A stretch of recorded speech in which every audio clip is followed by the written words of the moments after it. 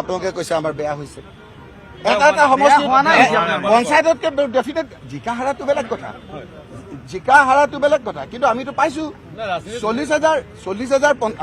হাৰাটোতো হাৰিছো মানিছো সেইটোতো আমি কৈছোৱেই আপোনালোকে সোধা প্ৰশ্নটোকে কৈছো যে পঞ্চায়ততকে আমাৰ ভাল হৈছে যদি তিনিজন বিধায়কৰ পৰা যদি বিজেপিয়ে চৰকাৰ কৰিব পাৰে অসমত দুজন সাংসদৰ পৰা যদি বিজেপিয়ে চৰকাৰ কৰিব পাৰে ইন্দিৰা গান্ধী ডাঙৰীয়ানী প্ৰধানমন্ত্ৰী হৈ হাৰাৰ পিছত 3 বছৰতে যেতিয়া আকৌ চৰকাৰলৈ আহিব পাৰে আজি আমাৰ এই বিভিন্ন চৰকাৰবিলাক আকৌ যদি আপোনাৰ আহিব পাৰে তে আমাৰ ইয়াত কিয় নোৱাৰে আমি নাহিলো যেনিবা আমি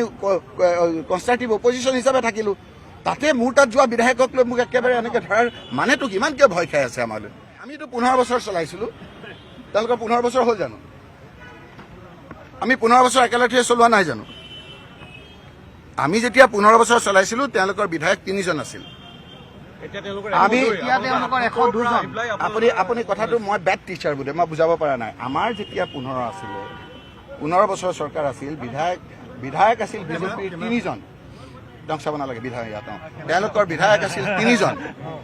এতিয়া আমাৰ 19জন গতিকে সেই অনুপাতে কিমান হ'ব অহাবাৰ সেইটো চাই ল'লেই হ'ল আপোনালোকে